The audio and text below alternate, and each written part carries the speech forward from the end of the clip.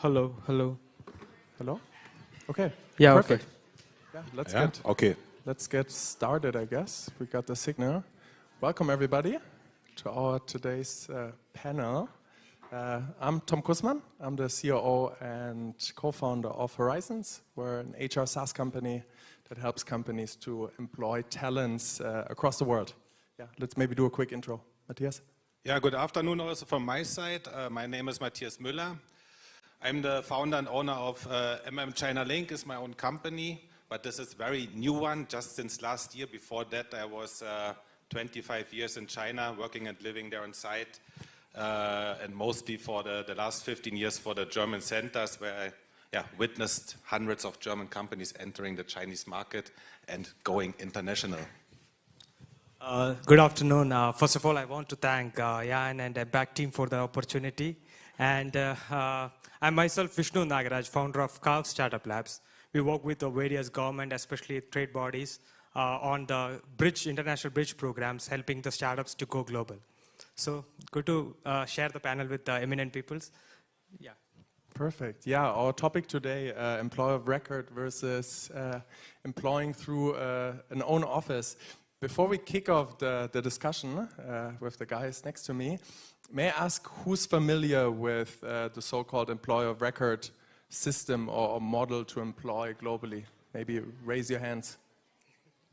Yeah, a couple of them, not that many. Maybe before we jump in, one or two words about it. So, employer of record, it's actually a third-party organization that employs staff on behalf of companies.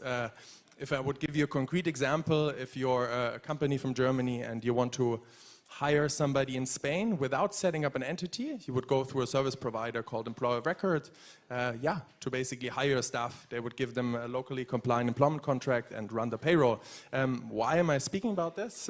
Because I had a discussion a couple of weeks ago with those two guys that we've seen that this whole model is going through the roof globally, but at the same time also still looking for adoption in a couple of markets. So I think maybe starting a bit, Matthias, why don't you start with explaining a bit the developments that you've seen, especially with your strong China angle, how you've seen companies entering China, but maybe also vice versa in the last 25 years? Yeah, looking back at the last two decades, I would say, when I was in China on site, you can imagine there was a lot of changes in all regards. Talking about internationalization, of course, China is for the German companies the most important export market, together with the US. And if it comes to the HR topic, I arrived in China at the time where it was plenty of expats sent from Germany to China with unbelievable salary packages, housing allowances, flights, schooling, everything. So that was a very different HR environment by that time. But that over the years, I would say, especially after China joined the WTO, a lot of things have changed. The labor market has developed very much. China implemented a lot of laws in the labor market, and the German companies became more and more settled in China. And for the recruiting part, it has changed over the years that the German companies localized their employees more and more, so less expensive expatriates, but going more local. And now I would say today, before I left China, I would even say probably 9 out of 10 general managers or chief representatives of German companies are now Chinese citizens. So that has totally changed over the years. And of course also then for the, not the recruiting part, for the employer of record part, which is a relatively new industry, I would say, but nevertheless, the HR cost part and the rental fees, those are usually the two big fixed costs you have. So to have those well managed, I think is quite important. Yeah, as we said, like that the major obstacles why this kind of an employer of record and all by dealing with most of the Indian startups before going global. So we help them on, say, setting the office in the foreign countries. The major challenges they face is like, I can address the legal part, the tax, even though if they have a good investment, if they have good product in the market, home market. But before going global, there are lots of unique things which they have to the crucial parts they have to address. They have to understand the market and the legal, especially sticking to the point, the employer of record, because when you go to a foreign market, we need the team. The team is one of the major crucial part we have to work. But the problem is that if you do your own hiring in your office, the legal, that particular home country's laws, tax, because we are founders can't. Okay, so we founders can't burn the monies or the investment or the resources just for the mistakes we do in the legal. So it's getting outsourcing that part is always good. Even I know lots of founders who's doing good in India, got investment, they face a major challenges on the particular team part. Even they fail to do the kind of a business they did in, say, for an example, in India. You may be the king there and you have to run the kingdom in India, but when you go to a new country, you are starting with a zero. So there are multiple factors there, and especially the first thing, that the team. So as the topic, the employer of record is always an advantage in the initial stage, which I can say. I think if we maybe look at the topic and we say, okay, when does it really make sense to, or from your experience, when you think, okay, you look at the companies that you've supported with their market entry, when, based on your experience, do you think it makes sense to say, okay, I go with an EOR, or maybe I go through my own setup? And I think one crucial part to look at here may be speed to market, I guess. Yeah, I mean, so the most companies I saw witness, the typical small and medium-sized companies, they start in the beginning, maybe they have one general manager or chief representative, he's probably even a legal representative as well, maybe maximum then another office manager, and that's usually it, that's the initial setup. Then all the rest will be typically sourced out in the beginning, accounting services, tax legal services, and also the HR part. In some areas in China, you even have to do the HR part through a service provider, but it's another thing. So, but this is, saves you a lot of headache, and especially what Vishnu also mentioned, the legal part, the administrative part to handle the salary packages, the labor contracts. You have to pay attention to a lot of details. So if you can have someone else in the beginning taking care of that, I think that is a big help. Later on, after the startup phase, I would say it's a different story. Maybe a few words to it later. Yeah, as Matthew said, like the initial stage is a crucial part, especially when it comes to a B2C market, and maybe B2B, we can even deal with the leaders to leadership teams. So maybe that area we can manage. When you address the consumers of a foreign market, especially on the, as I said, the B2C part, you have to go with an outsourcing model, like employer of record is one of the unique strategy which they can choose in the initial period. Of course, in the later period, it depends on that it's subjective. It's depending on the product, the way they grow, how they rooted into that foreign market, it differs. But the initial, when you start as zero, even though you are well-funded, even though you have a good business in the home country, when you are into a new market, you are starting with zero. So that time, a good kind of outsourcing system, not only that this part, the employee part, because we can focus on product, develop, make the market fit and sell. The entire legal lets the outsource, and the other people will take care. So the founders can peacefully work on the foreign market, which as per the experience of multiple founders, I see that. Yeah. I think from my experience, what I've seen, especially over the last 3 years with Horizons, is especially if we look at more younger and I would say dynamic companies, I think for them, like the go-to-market speed with go-to-market, I think is probably key here. And at the same time, I think such younger companies, they're more dynamic. They tend to expand into maybe more than like one country at a time. I mean, and that's, I guess, my thought, like you've seen a couple of you've seen a couple of large companies, manufacturing companies, like old-fashioned German industrial companies going to China. Like, what do you think like is going to happen in the future? Like, how those companies going to expand and hire their teams abroad? Because at the same time, they also need to move quickly, right? Like the competition, especially in Asia Pacific, is growing. Yes, definitely, yes, even though I'm maybe a bit more old school than you. But no, I think still time or speed is matters, especially in China. You may know also the life speed, everything in China is super, super fast, especially in Shanghai.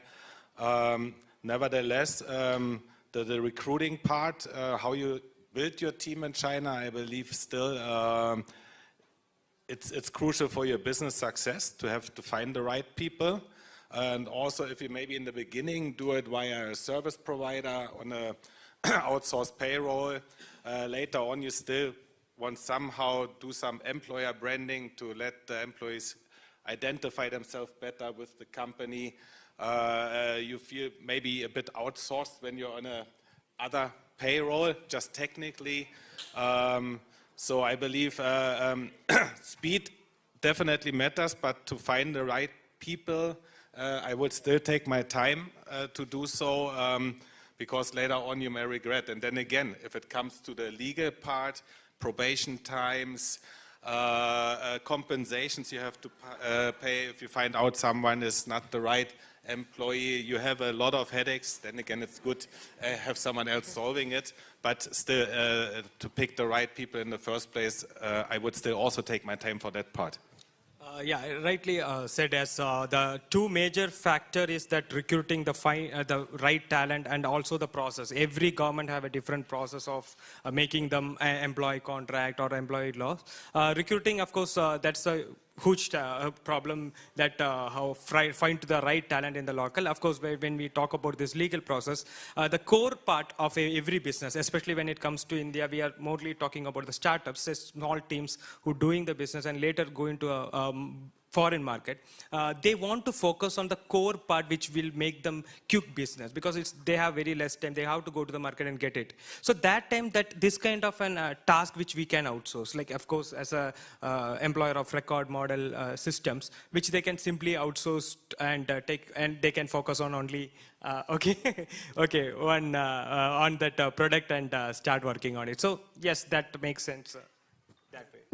That's interesting. How can you maybe explain again how your programs, because I'm working a lot also now with Indian startups, like how exactly or do Indian startups tend to go global and hire their staff abroad? Like especially now you're touring through Europe, right? Like with your correct. So program. As per the Indian policy, might be lots of Indian startups here. Like we have a policy of helping the startups to go global. But of course, when they go global, as from the beginning I said, there are lots of challenges we are facing. For an example, I faced some life situation within a minute, I will say. So when I come from India to this particular thing, I forgot to bring the plug point connector. You know, the entire plug points in India. Germany is different, and I just came here and I was facing a lots of issues without that connecting adapter. What I am gonna say to the Indian startups, even though policy is there, even though they say come to here, without a connector don't come. I faced that kind of a challenge, because every market have that kind of a connector requirement in not only the hiring phase, as like Impact, Asia, Berlin Summit. These are the system which really I appreciate, because they making the market connecting fit the right way. So as a hiring, startups is really looking for such service on the right awareness, because most of the startup, when they raise funds and do good business in the home country, they feel that, hey, booking a ticket in Berlin, we can do everything. It's not like that. To reduce the burn rate, each and every money is important. So going to the right hands is very important in the initial stage. That way, the employer of record, we can say it works in the initial period. Yeah. And maybe as an outlook now, I mean, you're both connecting with lots of startups. You're bringing them from China to Europe, from Germany to China, and vice versa. The same with India. What do you think, I guess, is currently maybe still more relevant to them? Do they need support on the initial stage? Because now we're speaking about like employer of record. I think it's very technical, right? It's already it's already the go-to-market. They basically execute their go-to-market strategy. Do you think like they require more support at the very beginning, maybe a launchpad system where they define strategies, or, and I guess that's probably more applicable to you? Yeah, exactly. That's what my point. Like, you need that in the initial period. When you are, that's what, even if you are strong here in the home country, when you getting into a period, this is, if you ask me the agenda, the versus employer of record or versus the hiring from own office, I recommend my startups or from my experience with the startups in India and the other foreign startup, employer record is advisable in the initial stage. But later stage is up to their the team and the way who they connected, whether their service is good, they can even continue. But initial stage, yes, I recommend the employer of record method to begin with. What do you think, Matthias? I mean, yeah, for me, I would say if I talk about China, German companies going to China, many companies, I think 7,000, 8,000 German companies already in China, and it's the biggest trading partner, so this will definitely continue. Many German companies have already many years business import-export connections with China, and to go physically on site is usually the consequence because the Chinese market demands that from them. And yes, at the initial stage, I would always recommend in China you have all the German service providers who understand China and who understand Germany, who can give you professional advice in the beginning, the typical to establish the company, how to do that, the legal tax advice and so on. And that is very important also as a feedback to the German headquarters, because this I witnessed very often, that the German headquarters of small and medium-sized enterprises have no idea what the GM is doing in China. So if there's a service provider who understands both sides, that is very helpful. So I would always recommend, they are all on site in China, or some like me and many others are also here, but make use of this kind of support. I don't know actually any country that has a better infrastructure in China than Germany. So there's basically everything. Americans also? No, not even Americans. If you look at the one embassy, 5 consulates, German chambers of commerce, German centers, city partnerships, and so on. It's really, really, really very sophisticated and very easy for the German companies to get along. So there's a lot of help already. So basically, you just have to take advantage of it. I already got the signal. That was really fast. I felt like we literally just started. Do we have any questions from the audience before maybe I have a final? Yeah. Have you recently witnessed an increasing amount of German companies going to China or want to go to China because of the current circumstances of raising energy prices here in Europe? Maybe I think that is the least issue in the moment, the energy prices. I didn't hear that motivation, but of course, you know, the China image in the moment it's not that easy. It's a long discussion, a bit unjustified from my point of view, but still, the German companies keep going to China, and this will definitely continue. So I'm super confident about this. Perfect. Maybe I'm not sure with the time. I would probably ask you like an outlook, like what can we do as a startup ecosystem to help and bring startups abroad to go faster. Now we spoke about EOR, we spoke about setting up companies. Like what can we do to help them to go global a bit faster than right now? Especially from my experience in Germany, like startups tend to take very, very long. For me, that's connecting to the right hands. This is what I'm going to do in the future and now doing it. So give them to the right hand, then they will help them on the soft landing, and that's the job we are doing, yes. Yeah, for me, again about China, I would say China now is a very mature market, not like in the old days anymore, where it's not transparent and so on. And I know I also represent the city of Taizang here in Germany. It's a 4th-tier city, but they're very developed and they are looking for startup input from especially Germany. Germany or made in Germany is still ranking very, very high in China. And there are a lot of hubs, or I would say startup technology know-how is very, very welcome in China. And basically you need to know then whom to ask. But if I look at the big cities like Shanghai, Beijing, Shenzhen, definitely a big startup scene. And I see there's a lot of potential also here for the German startups. Okay, perfect. We got the signal. Thanks a lot, guys. I think we have a couple of more things to discuss. pleasure. Thanks a lot. Perfect. Thanks a lot for Thanks, the everybody. opportunities. Yeah.